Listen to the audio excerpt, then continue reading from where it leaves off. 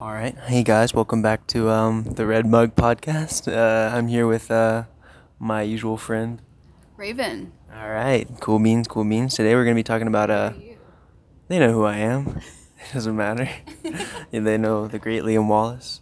Today we're going to have a nice little talk about the 60s, a little bit of the 70s, mostly the 60s. We're going to be talking about what most people don't really know, the Australian New Zealand intervention in the Vietnam War.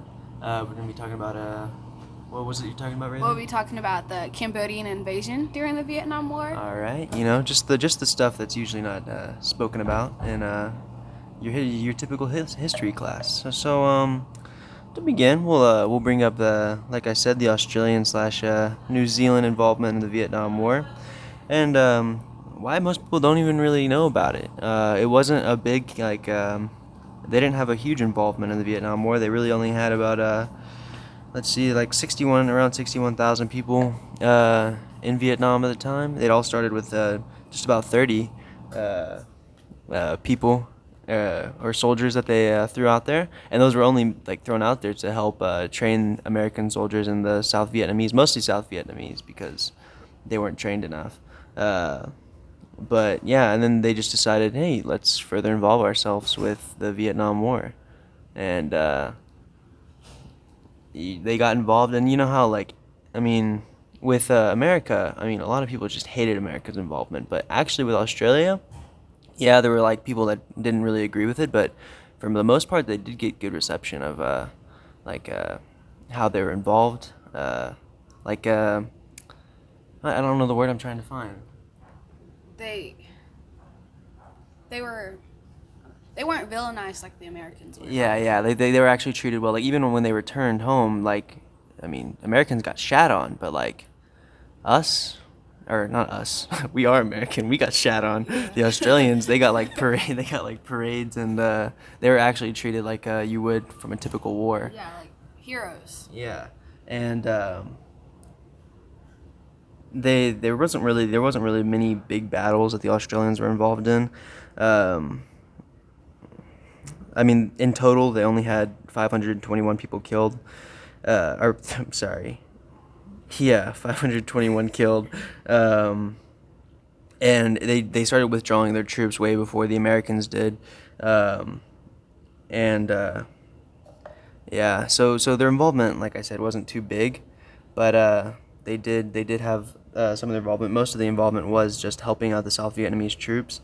Um, and another thing with the Australian, why they were more experienced than us, because they'd already been involved in a counterinsurgency helping Britain in like a jungle-like terrain um, with the Malayan emergency, and that really gave them that upper hand that American troops didn't have. With like, they already knew the terrain that they were fighting in. They like the jungle warfare. They'd already been trained in that, so that's why they were honestly more impactful.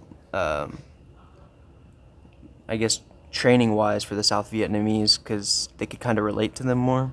But I mean, America they had a good stance, and I mean, I guess that's really all I have to say about that. If Raven wants to move it on to the bombing in Cambodia. Yeah, so you know how the Australians, they got relatively good reception because they were like good. You know, the Americans, when it came to the Cambodian invasion, not so good.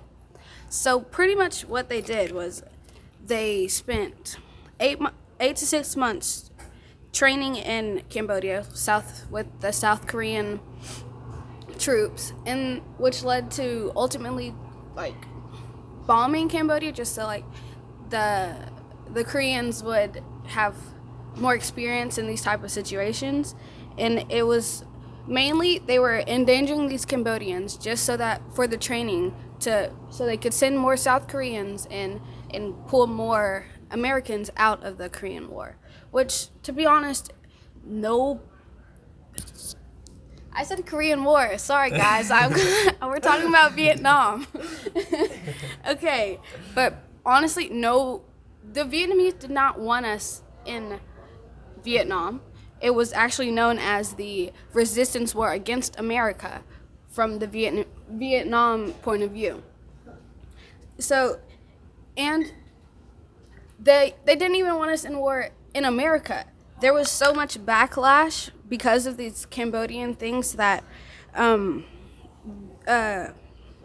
was the strikes, the students had strikes in their colleges, which led to many deaths. Like at Kent State University and Jackson State in Mississippi, there were deaths in these strikes, in these protests against the Cambodian invasion.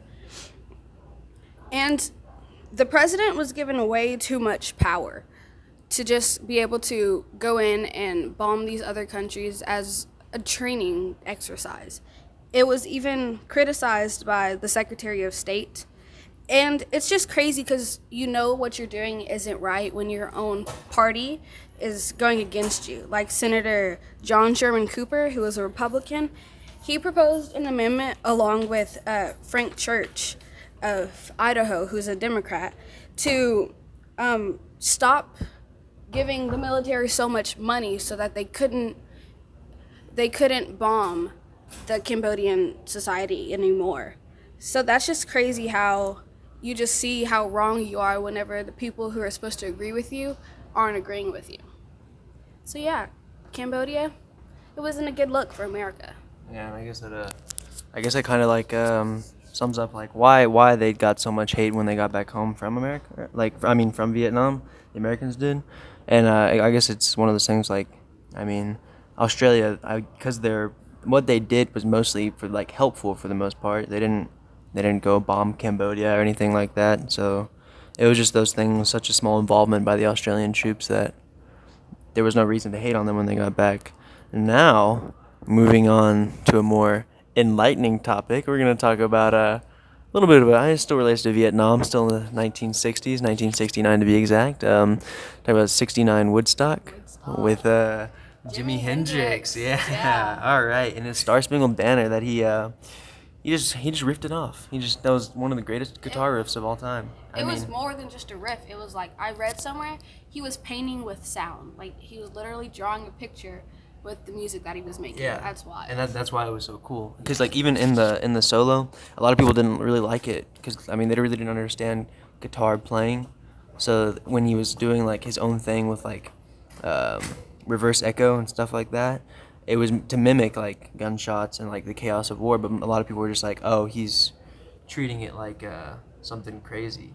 And yeah, it was a story It was about definitely an anti-war message about Vietnam. Vietnam. And how we shouldn't be involved in it. Yeah. And when he was playing at Woodstock, you could literally hear a pin drop. That's how captivated the crowd was, and how strong of a message he was trying to portray. Yeah. And also the crazy thing about that was with the audience that was viewing it, they were all, I mean, it was super rainy that day. Like a lot of people had just left because it wasn't really a good lineup for that year. And a lot of people had already just left, and then they had Jimi Hendrix come out, and he played the Star Spangled Banner on his guitar, and yeah, it was just crazy, dude. It was a good day at Woodstock. All right, so I guess we're done. You done? Is that everything? Yeah. I think that's it. All right, cool. Well, that's a wrap up on the Red Mug podcast. I hope y'all had a good time. I know we had an okay time. Did you have an okay time? It was pretty alright. It was pretty alright. All right. Well, until next time, pals. Thanks.